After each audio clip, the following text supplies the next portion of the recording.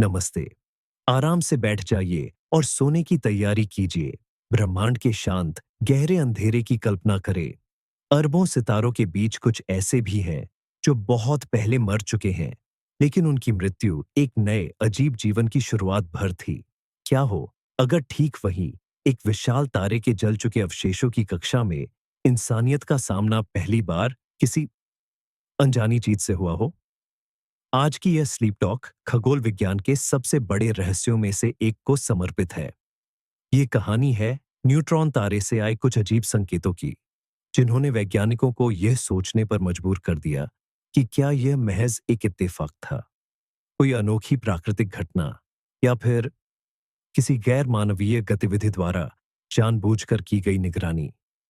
हम एक दूर के पुलसार की यात्रा पर निकलेंगे। यह समझने की कोशिश करेंगे कि उसकी कक्षा में वास्तव में क्या छिपा है।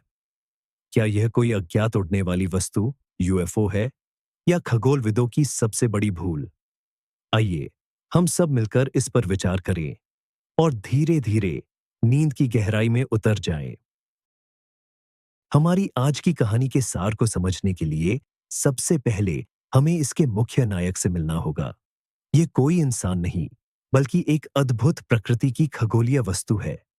इसे न्यूट्रॉन तारा, न्यूट्रॉन स्टार कहा जाता है। कल्पना कीजिए एक ऐसे तारे की जो हमारे सूर्य से कई गुना ज्यादा भारी है। अपने जीवन के अंत में यह एक सुपरनोवा सुपरनोवा बनकर फट जाता है। इस धमाके से तारे की बाहरी परतें अंतरिक्ष में बिखर जाती हैं और केंद्र में जो बचता है वह भयंकर गुरुत्वाकर्षण के कारण सिकुड़ने लगता है। यह कोर कोर इतनी हद तक सिकुड़ जाता है कि इलेक्ट्रॉन प्रोटॉन में दब जाते हैं, जिससे न्यूट्रॉन बनते हैं। इस तरह न्यूट्रॉन तारे का जन्म होता है। यह अंतरिक्ष के मानकों पर एक बहुत छोटा गोला है, जिसका व्यास डायमीटर महज 20 किलोमीटर के आसपास होता है। लेकिन इस छोटे से गोले में हमारे सूर्य से भी ज्यादा द्रव्यमान मैस समाया होता है। न्यूट्रॉन तारे के पदार्थ का एक चम्मच खरबों टन भारी होगा। इनमें से कुछ तारे बहुत तेजी से घूमते हैं और अपने चुंबकीय ध्रुवों मैग्नेटिक पोल से रेडियो तरंगों के संकरे बीम उत्सर्जित करते हैं। ये बीम ब्रह्मांड में अंतरिक्ष के किसी लाइट हाउस की तरह तेजी से घूमते हैं, और अगर ऐसी कोई किरण पृथ्वी तक पहुंचती है तो हमारे रेडियो टेलीस्कोप उसे एक पूरी तरह से सटीक और दोहराए जाने वाले स्पंदन पल्स के रूप में दर्ज करते हैं। ऐसी वस्तुओं को हम पल्सार्स कहते हैं। इनकी समय की सटीकता एटॉमिक घड़ियों के बराबर होती है, और पीएसआर B1257 प्लस 12 नाम का ऐसा ही एक पल्सर हमारी आज की पहेली का स्रोत बना। यह कहानी शुरू होती है साल 1990 में। पोलिश खगोलशास्त्री अलेक्जेंडर वोल्शचान मशहूर अरेसिबो वेधशाला आरेसिबो ऑब्जर्वेटोरी में काम कर रहे थे। वह पल्सर PSRB 1257 प्लस 12 से आ रहे डेटा का अध्ययन कर रहे थे। यह तारा, जो अब मर चुका था और कन्या राशि वर्गो कॉन्स्टलेशन में स्थित था, अपने सिग्नल पूरी सटीकता से भेज रहा था। पल्सर सटीकता प्रिसिजन के मानक होते हैं। उनके स्पंदन इम्पल्सेस लगभग एकदम सही और अनुमानित नियमितता के साथ आते हैं। इस समय सारणी से जरा सा भी भटकाव वैज्ञानिकों का ध्यान तुरंत खींच लेता है, और वोल्शचान ने भी कुछ अजीब नोटिस किया। उनके पल्सर से आने वाले स्पंदनों का समय थोड़ा सा मगर लगातार बदल रहा था। सिग्नल कभी थोड़ी देर से आते थे तो कभी तय समय से जरा जल्दी। यह ऐसा था जैसे कोई अत्यंत सटीक घड़ी अचानक अपनी ताल खो दे। खगोल विज्ञान की दुनिया में जहां सब कुछ मापन की सटीकता पर टिका है, ऐसी विसंगति एनोमली एक अभूतपूर्व घटना थी। पहला विचार जाहिर तौर पर गलती का था। उपकरण में गलती, गणना में गलती, या पृथ्वी पर मौजूद स्रोतों से किसी तरह का हस्तक्षेप। लेकिन बार बार की जांच से पता चला कि टेलीस्कोप बिल्कुल ठीक काम कर रहा था। रहस्य पृथ्वी पर नहीं था, यह था वहां गहरे अंतरिक्ष में, हमसे 2000 प्रकाश वर्ष से भी ज्यादा दूर। आखिर ऐसा क्या था जो इस अंतरिक्षीय पल्सर को इतना अजीब व्यवहार करने पर मजबूर कर रहा था? इसका जवाब गुरुत्वाकर्षण के नियमों में छिपा था। अलेक्जेंडर वोल्शाचान ने यह अनुमान लगाया कि यह पल्सर अकेला नहीं है। कोई भारी भरकम चीज इसके चारों ओर चक्कर लगा रही है और अपने गुरुत्वाकर्षण क्षेत्र के कारण तारे को थोड़ा सा विस्थापित कर रही है। जब यह तारा उस वस्तु के प्रभाव में हमारी ओर थोड़ा झुकता है, तो रेडियो सिग्नल का रास्ता छोटा हो जाता है और संकेत जल्दी पहुंच जाता है। और जब यह हमसे दूर जाता है, तो रास्ता लंबा हो जाता है, जिससे संकेत देर से आता है।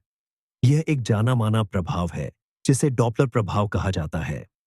इन उतार चढ़ावों के स्वरूप का विश्लेषण करके उस अदृश्य साथी का द्रव्यमान और उसकी कक्षा की गणना करना संभव था।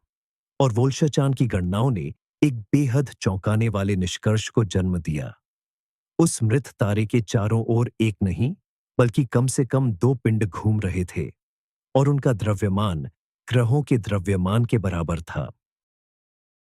यह एक बहुत बड़ी सनसनी थी। उस समय तक मानव जाति सौर मंडल के बाहर किसी भी ग्रह के बारे में नहीं जानती थी, और यहां उन्हें एक साथ दो ग्रह मिले, वो भी सबसे अप्रत्याशित जगह पर, एक पल्सर की कक्षा में, जो एक सुपरनोवा के भयानक विस्फोट से गुजरा था। यह विचार अपने आप में बेतुका लग रहा था। कोई ग्रह ऐसे विनाश में कैसे बच सकते हैं? या क्या वे इस विस्फोट के बाद बने थे? वैज्ञानिक समुदाय ने इस ख़बर को भारी संशय की नजरों से देखा। एक पल्सर के पास ग्रहों के होने का विचार इतना अटपटा और अविश्वसनीय था कि ज्यादातर खगोलविदों ने इसे सीधे तौर पर एक गणना की गलती मान लिया। इससे कुछ ही समय पहले वैज्ञानिकों के एक और समूह ने भी पल्सर के पास ग्रह खोजने का ऐलान किया था, लेकिन बाद में उन्हें अपना शोध पत्र, रिसर्च पेपर वापस लेना पड़ा। असल में गणना करते समय वे पृथ्वी की सूर्य के चारों ओर की गति को ध्यान में नहीं रख पाए थे, जिसकी वजह से उन्हें ग्रहों जैसे सिग्नल का भ्रम पैदा हो गया था। सब यही उम्मीद कर रहे थे कि वोल्शजान की इस खोज के साथ भी ऐसा ही होगा, कि इस अनियमितता, एनोमली का कोई सरल सांसारिक स्पष्टीकरण मिल जाएगा। वैज्ञानिक पर दबाव बहुत जबरदस्त था। उन्हें या तो पूरी दुनिया के सामने अपनी बात सही साबित करनी थी, या फिर खगोल विज्ञान के इतिहास की सबसे बड़ी और शर्मनाक गलतियों में से एक को स्वीकार करना था। लेकिन वोल्शजान को अपने डेटा पर पूरा भरोसा था। उन्होंने लगातार अपना अवलोकन, ऑब्जर्वेशंस जारी रखा और ज्यादा से ज्यादा जानकारी जमा की, जिसने उनकी शुरुआती परिकल्पना, हाइपोथेसिस की पुष्टि की। सिग्नलों में होने वाले उतार चढ़ाव एक साधारण गहालती होने के लिए बहुत ज्यादा नियमित और जटिल थे। वे स्पष्ट रूप से पूरे पिंडों के एक तंत्र, सिस्टम के बीच हो रहे गुरुत्वाकर्षण संपर्क, ग्रेविटेशनल इंटरैक्शन की ओर इशारा कर रहे थे। पूरी दुनिया अंतिम फैसले के इंतजार में सांसें थामे खड़ी थी। क्या सचमुच पहले एक्सोप्लैनेट्स, सौर मंडल से बाहर के ग्रह, इतनी भीषण नर्क जैसी जगह पर पाए जाएंगे? साल 1992 में वैज्ञानिक अलेक्जेंडर वोल्शाचान और उनके साथी डेल फ्रेल ने एक ऐसा शोध पत्र छापा जिसने ब्रह्मांड के बारे में हमारी सोच को ही बदल दिया। उन्होंने पल्सर, पुलसार, PSRB 1257 प्लस 12 की परिक्रमा करते हुए दो ग्रहों के अस्तित्व का पुख्ता सबूत पेश किया। बाद में एक और, इससे भी छोटा तीसरा ग्रह भी प्रमाणित हो गया। मानव इतिहास में यह पहला मौका था जब हमारी सौर मंडल, सोलर सिस्टम से बाहर किसी ग्रह की खोज की आधिकारिक पुष्टि हुई थी। विडंबना यह थी कि ये दुनियाएं ऐसी जगह मिली जहां उनकी कल्पना भी नहीं की गई थी। उन्हें किसी शांत सूर्य जैसे तारे के पास नहीं, बल्कि एक घूमते हुए मृत महाकाय, सुपरजायंट के अवशेषों के पास खोजा गया, जो अपने आसपास के इलाके को कठोर विकिरण, रेडिएशन से नहला रहा था। इन ग्रहों को पौराणिक कथाओं से निकाले गए भयावह नाम दिए गए: ड्रॉगर, ड्रॉगार, पोल्टरगाइस्ट, पोल्टरगाइस्ट और फोबेटोर, फोबेटोर। ये नाम, जो अनडेड, अनडेड और डर से जुड़े हैं, उन दुनियाओं के लिए एकदम सही थे जो राख से पैदा हुई थीं। लेकिन सबसे बड़ा सवाल अभी भी अनसुलझा था। वे वहां कैसे पहुंचे? एक मृत तारे के पास ग्रह कहां से आए? इस प्रश्न ने विज्ञान जगत में दो मुख्य सिद्धांतों को जन्म दिया और हर सिद्धांत अपने आप में अविश्वसनीय है। पहली थ्योरी कहती है कि ये उत्तरजीवी ग्रह है। हो सकता है सुपरनोवा विस्फोट होने से पहले उस तारे का अपना एक ग्रह मंडल रहा हो। जब तारे ने फैलना शुरू किया और लाल दानव में बदल गया, तब उसने अपने करीब के ग्रहों को तो निगल लिया होगा, लेकिन दूर मौजूद गैस दानव शायद बच गए हों। इसके बाद असल विस्फोट हुआ। उस शक्तिशाली शॉकवेव को बचे हुए सभी ग्रहों को उनकी कक्षाओं से बाहर फेंक देना चाहिए था। लेकिन इस सिद्धांत के अनुसार कुछ बहुत ही खास परिस्थितियों में विस्फोट असम्मित हो सकता था। और अगर सब कुछ बिल्कुल सही बैठता, तो उन पुराने गैस दानवों के पथरीले केंद्र नई बनी न्यूट्रॉन तारे के चारों ओर स्थिर कक्षाओं में टिक सकते थे। यह एक ऐसा परिदृश्य है जिसके लिए परिस्थितियों का एक अविश्वसनीय संयोग चाहिए। इसमें अगर बहुत ज्यादा है। ऐसी घटना की संभावना लगभग शून्य है। यही वजह है कि ज्यादातर वैज्ञानिक इस थ्योरी को बेहद अविश्वसनीय मानते हैं, क्योंकि अगर ग्रह किसी चमत्कार से बच भी जाते, तो उनकी कक्षाएं वॉल्स्टन के ग्रहों की तरह लगभग एकदम गोल नहीं, बल्कि बहुत ज्यादा खींची हुई और अस्थिर होती। इसलिए खगोलविद दूसरी, जो कि उतनी ही हैरान कर देने वाली है, उस थ्योरी की तरफ झुकाव रखते हैं। दूसरी थ्योरी को सेकंड जनरेशन यानी दूसरी पीढ़ी का सिद्धांत कहा जाता है। इसके अनुसार ग्रह तारे के मर जाने के बाद अस्तित्व में आए। जब एक सुपरनोवा विशाल तारा फटता है, तो वह अपने चारों ओर भारी मात्रा में पदार्थ मैटर अंतरिक्ष में फेंक देता है। इस पदार्थ का कुछ हिस्सा हमेशा के लिए अंतरिक्ष में नहीं चला गया, बल्कि नवजात न्यूट्रॉन तारे के गुरुत्वाकर्षण ने उसे अपनी ओर खींच लिया। इसी सामग्री से पल्सर के चारों ओर एक अवशिष्ट डिस्क यानी बचा हुआ घेरा बन गया। यह डिस्क काफी हद तक उस प्रोटोप्लैनेटरी डिस्क जैसा था जिससे हमारी सौर प्रणाली का निर्माण हुआ था। और फिर विस्फोटित तारे की राख, धूल और गैस से बनी इसी डिस्क में नए ग्रहों के बनने की प्रक्रिया शुरू हुई। लाखों सालों तक धूल और गैस के कण आपस में चिपकते गए, धीरे धीरे बड़े पिंड बनाते गए, जब तक कि आखिरकार वो तीन पथरीली दुनियाएं रॉकी वर्ल्ड्स नहीं बन गई जिन्हें हम आज देखते हैं। यह सिद्धांत कहीं ज्यादा तर्कसंगत और विश्वसनीय लगता है। यह समझाता है कि ग्रह स्थिर वृत्ताकार कक्षाओं में क्यों घूम रहे हैं। यह उनके रासायनिक संयोजन की भी व्याख्या करता है। सार रूप में कहें तो हम पुराने नष्ट हुए सिस्टम के खंडहरों पर एक नई प्रणाली का उदय यानी एक ग्रहीय पुनर्जन्म देख रहे हैं।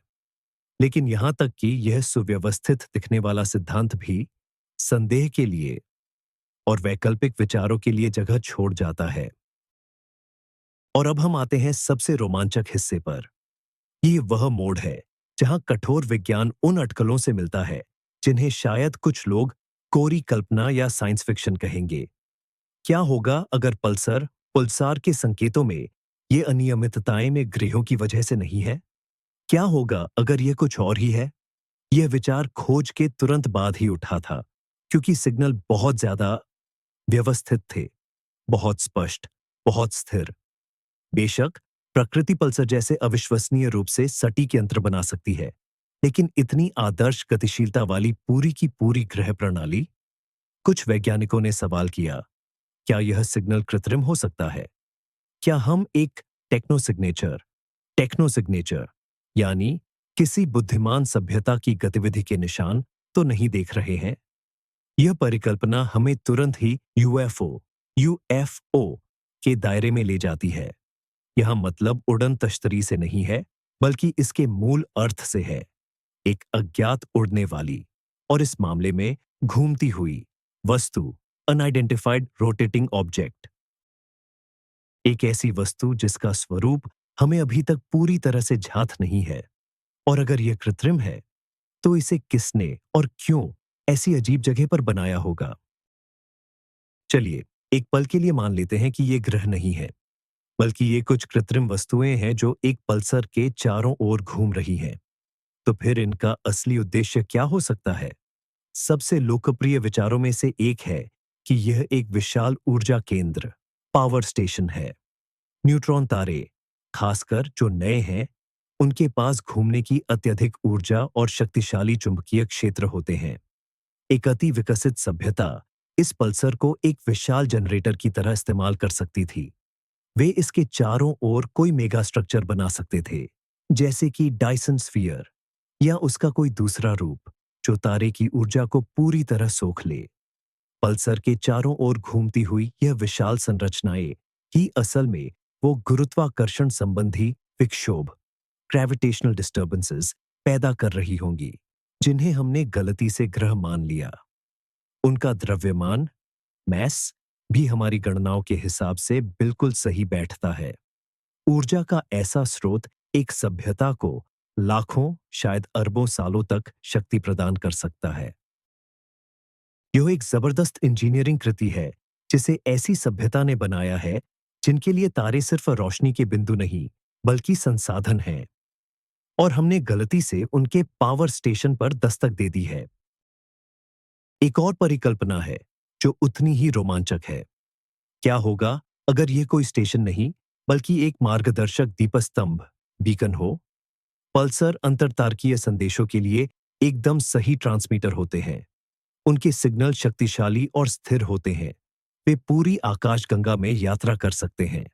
अगर आप चाहते कि आपका संदेश निश्चित रूप से देखा जाए, तो आप उसे किसी भी यादृच्छिक तारे से नहीं भेजेंगे। आप पल्सर को चुनेंगे। हो सकता है कि किसी प्राचीन सभ्यता ने जानबूझकर इस पल्सर की कक्षा में विशाल वस्तुएं स्थापित की हों। उनका उद्देश्य इसके सिग्नल को मॉड्यूलेट करना था, यानी इसे एक निश्चित नियम या पैटर्न के अनुसार बदलना। ये गुरुत्वाकर्षण कंपन, जिन्हें हम रिकॉर्ड कर रहे हैं, वही संदेश है। हम अपनी वर्तमान विकास के स्तर पर इनमें केवल ग्रहों को ही देखते हैं, लेकिन हो सकता है कि इस क्रम में कोई जानकारी कूटबद्ध, एन्क्रिप्टेड हो, गणितीय स्थिरांक, भौतिकी के नियम, या शायद ज्ञान का एक संपूर्ण विश्वकोश। हम अंतरतारकीय टेलीफोन की घंटी तो सुन रहे हैं, लेकिन हमें अभी तक वह भाषा समझ नहीं आ रही है जिसमें हमसे बात की जा रही है। यह मानव इतिहास की सबसे शानदार संदेश वाली बोतल होगी। जो लोग मानते हैं कि पीएसआरबी 1257 प्लस 12 के पास मौजूद ये संरचनाएं प्राकृतिक नहीं, बल्कि कृत्रिम हैं, वे कई अजीब बातों की ओर इशारा करते हैं। पहला है इनका स्थान।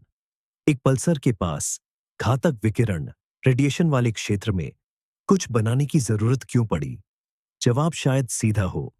ऐसी निर्माण क्षमता वाली सभ्यता के लिए विकिरण कोई चुनौती नहीं है, बल्कि पल्सर की स्थिरता और शक्ति ही एक अनोखा फायदा है।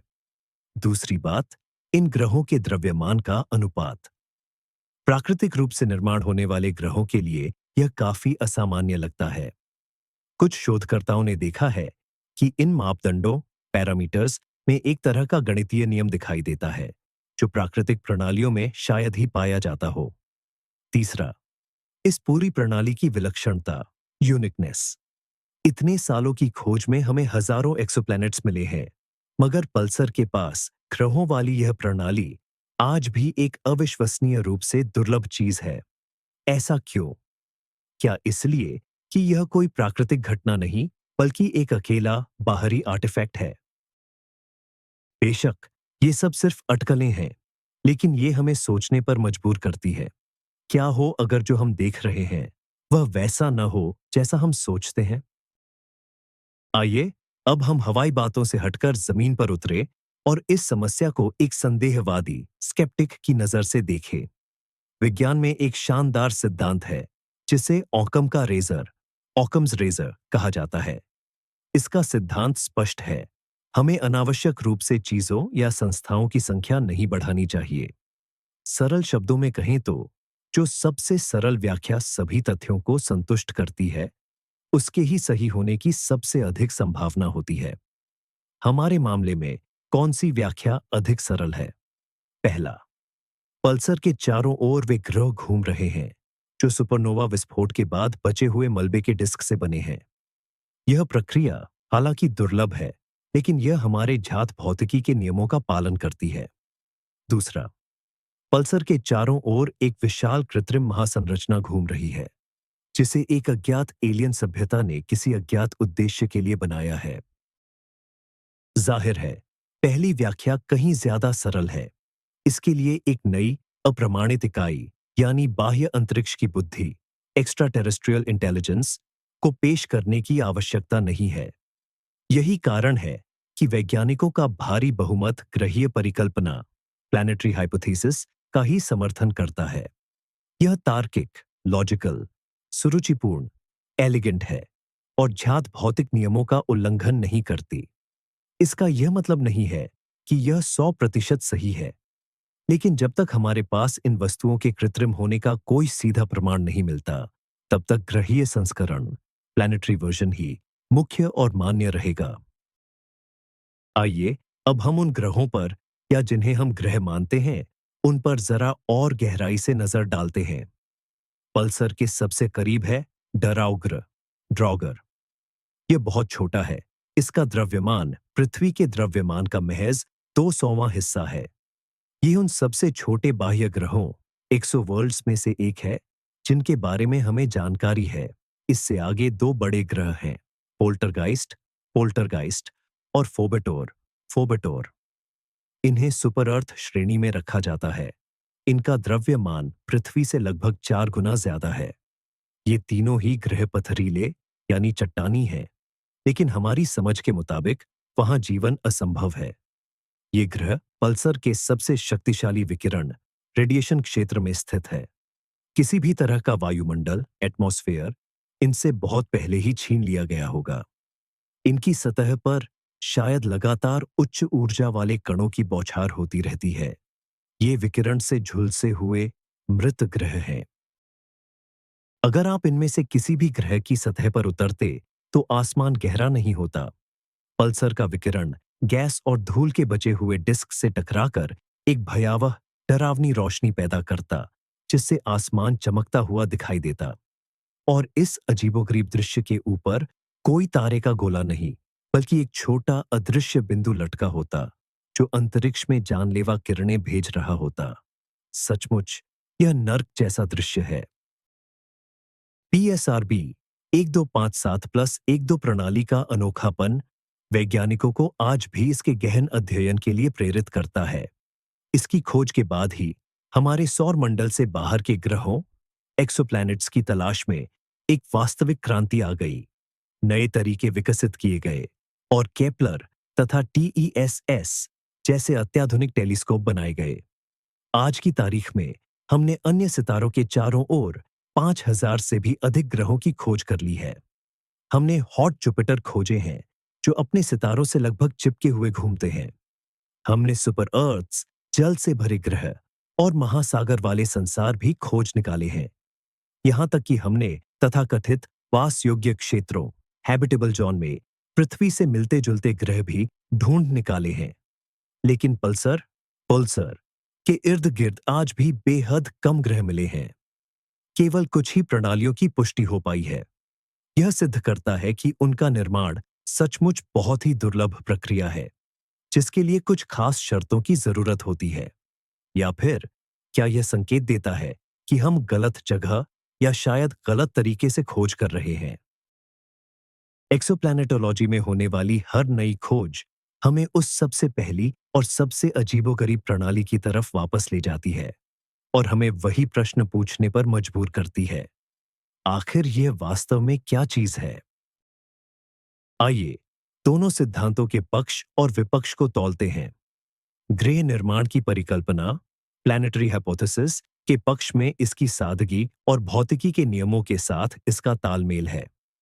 हम जानते हैं कि प्रोटोप्लैनेटरी डिस्क मौजूद होते हैं। हम यह भी जानते हैं कि उनसे ही ग्रहों का निर्माण होता है। इस लिहाज से दूसरी पीढ़ी, सेकंड जनरेशन का यह सिद्धांत काफी विश्वसनीय लगता है। इसी सिद्धांत का समर्थन उन धूल के डिस्क की खोज से भी होता है, जो बाद में कुछ अन्य न्यूट्रॉन तारों के आसपास पाए गए। यह इस पूरे परिदृश्य की संभावना की पुष्टि करता है। तो इसके खिलाफ क्या तर्क है? मुख्य रूप से ऐसी प्रणालियों का सांख्यिकीय रूप से दुर्लभ होना। और ग्रहों की कक्षाओं और उनके द्रव्यमान के मापदंडों में कुछ अजीबोगरीब बातें। लेकिन ये बहुत कमजोर तर्क है। हम अभी भी अत्यधिक कठिन परिस्थितियों में ग्रह निर्माण के बारे में बहुत कम जानते हैं। इसलिए यह निश्चितता से कहना कि क्या अजीब है और क्या नहीं, जल्दबाजी होगी। संभव है कि पल्सर प्रणालियों के लिए ठीक ऐसे ही मापदंड सामान्य हों। हमारे पास संपूर्ण आंकड़े जुटाने के लिए अभी बहुत छोटी नमूना संख्या सैंपल साइज है। लेकिन कृत्रिम परिकल्पना, जिसे हम निगरानी की परिकल्पना भी कह सकते हैं, इसके पक्ष में क्या तर्क दिए जा सकते हैं? इसके पक्ष में सबसे पहले इसका मूल विचार आता है। यह विचार कि बुद्धिमान जीवन अपने लक्ष्यों को साधने के लिए ब्रह्मांड की सबसे शक्तिशाली चीजों का उपयोग कर सकता है। ऊर्जा के स्रोत के रूप में पल्सर का उपयोग करना या फिर एक प्रकाश स्तंभ बीकन की तरह उसका इस्तेमाल करना, ये बेहद तार्किक और शानदार इंजीनियरिंग समाधान है। इस संस्करण के पक्ष में एक और बात जाती है, वह है सिस्टम का अनैसर्गिक दिखना। लेकिन यह तर्क काफी व्यक्तिपरक सब्जेक्टिव है। हम जो अपनी सौरमंडल सोलर सिस्टम के आदी हैं, उनके लिए कोई भी अन्य प्रणाली अजीब लग सकती है। इस परिकल्पना के खिलाफ सबसे बड़ा तर्क यह है कि हमारे पास किसी भी अन्य सबूत का पूरी तरह से अभाव है। गुरुत्वाकर्षण संबंधी विसंगतियों, ग्रेविटेशनल एनोमलीज के अलावा हमारे पास और कुछ भी नहीं है। न कोई अन्य संकेत, सिग्नल, न ही किसी गतिविधि का कोई निशान। हम केवल गुरुत्वाकर्षण देखते हैं, और गुरुत्वाकर्षण ग्रहों द्वारा भी पैदा होता है और परिकल्पित हाइपोथेटिकल विदेशी विशालकाय संरचनाओं एलियन मेगास्ट्रक्चर्स द्वारा भी। इतनी दूरी पर हम इन दोनों में अंतर नहीं कर सकते। इसीलिए यूएफओ से संबंधित यह संस्करण अभी भी कोरी अटकलों, प्योर स्पेकुलेशन के दायरे में ही रहता है। यह कहानी वैज्ञानिक विधि या साइंटिफिक मेथड कैसे काम करता है, इसका एक शानदार उदाहरण है। एक अवलोकन है, पल्सर के सिग्नलों में एक विसंगति, एनोमली, और इसे समझाने वाली एक परिकल्पना, हाइपोथीसिस है कि यहां ग्रह मौजूद है। यह परिकल्पना कुछ भविष्यवाणियां करती है। उदाहरण के लिए कि इस सिस्टम में और भी ग्रह होने चाहिए या पल्सर के चारों ओर कोई अवशेष डिस्क, रेजिडुअल डिस्क हो सकती है। वैज्ञानिक इन भविष्यवाणियों को जांचने के लिए नए अवलोकन करते हैं। इस विशिष्ट मामले में उन्हें तीसरा ग्रह मिला, जिसने उनकी परिकल्पना को और मजबूती दी। लेकिन वैकल्पिक स्पष्टीकरणों, ऑल्टरनेटिव एक्सप्लेनेशंस के लिए हमेशा जगह बनी रहती है। विज्ञान कभी नहीं कहता कि यह 100% सत्य है। वह कहता है, फिलहाल यह सबसे बेहतरीन स्पष्टीकरण है जो हमारे पास मौजूद है। हो सकता है कि भविष्य में जब हमारे पास नए और ज्यादा शक्तिशाली टेलीस्कोप आए, तब हमें PSRB 1257 प्लस 12 सिस्टम के बारे में और ज्यादा डेटा मिल पाए।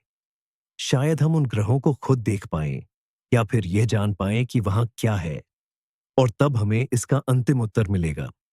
पर जब तक ऐसा नहीं होता, रहस्य बरकरार है। आइए इस खोज के दार्शनिक महत्व पर विचार करें। अगर ये महज ग्रह भी है, तो भी इनका अस्तित्व अपने आप में चौंकाने वाला है।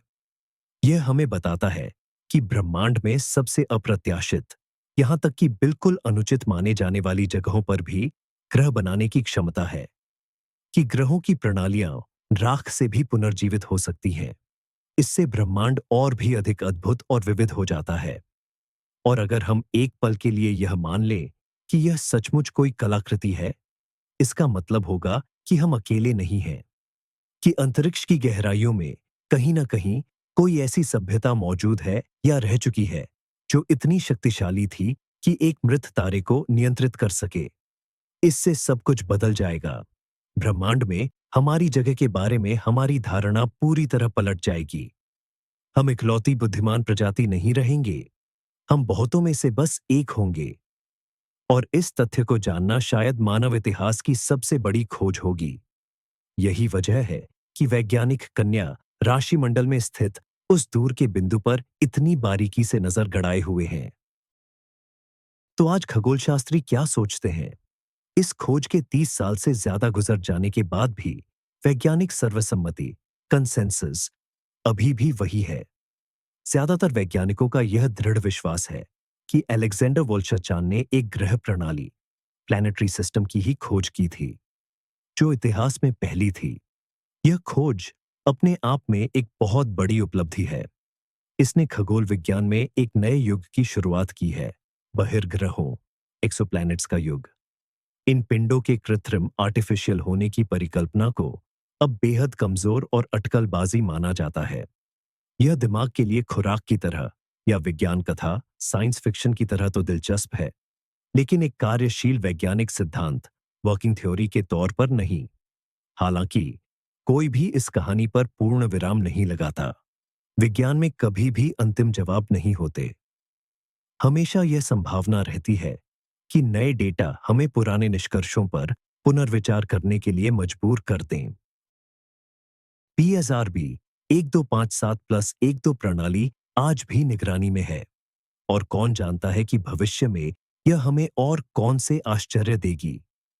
हो सकता है इसका सबसे बड़ा रहस्य अभी बाकी हो। जरा इस दृश्य की कल्पना कीजिए।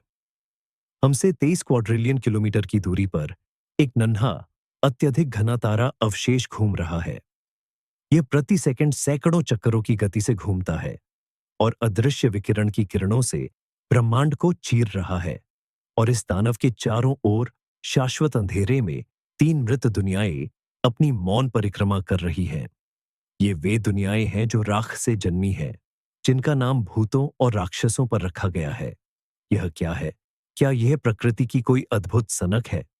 इस बात का प्रमाण कि ग्रह नरक में भी जन्म ले सकते हैं, या यह किसी अकल्पनीय रूप से प्राचीन और शक्तिशाली सत्ता द्वारा छोड़ा गया एक मौन स्मारक है, एक भव्य मशीन जो लाखों वर्षों से पूरी तरह अकेले काम कर रही है।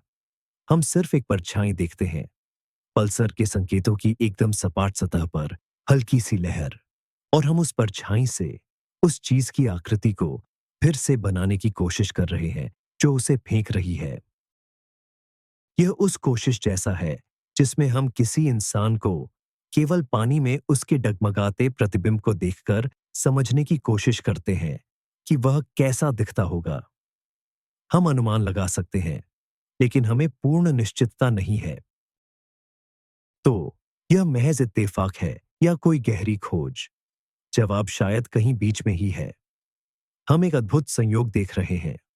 यह परिस्थितियों का एक दुर्लभ मेल है, जिसके कारण एक ऐसी जगह पर ग्रह प्रणाली का निर्माण हुआ जहां इसका होना लगभग नामुमकिन था। यह इत्तेफाक इतना अविश्वसनीय है कि मन में अनायास ही यह विचार आता है कि कहीं यह कृत्रिम तो नहीं है। लेकिन जब तक हमारे पास इसके विपरीत कोई सबूत नहीं है, हमें इसे एक प्राकृतिक घटना ही मानना चाहिए। अद्भुत, अद्वितीय, जो ब्रह्मांड के बारे में हमारी समझ को विस्तृत करता है, लेकिन फिर भी यह प्रकृति की ही देन है। पल्सर PSRB 1257+12 की कहानी किसी हरे एलियन की कहानी नहीं है। ये कहानी मानव जिज्ञासा की है। ये इस बात की कहानी है कि कैसे एक वैज्ञानिक ने डेटा में एक छोटी सी अनियमितता देखी और इसे गलती मानकर खारिज करने के बजाय इसकी तह तक जाने की कोशिश की। और परिणामस्वरूप उन्होंने 20वीं सदी की सबसे बड़ी खोजों में से एक कर डाली। उन्होंने हमारे लिए अन्य ग्रह प्रणालियों के संसार का दरवाजा खोल दिया। और उस दरवाजे के पीछे क्या छुपा है? ग्रह, मेगास्ट्रक्चर, या कुछ ऐसा जिसकी हम कल्पना भी नहीं कर सकते, ये केवल समय ही बताएगा। रहस्यमय पल्सर तक की हमारी यह यात्रा अब समाप्त होने वाली है।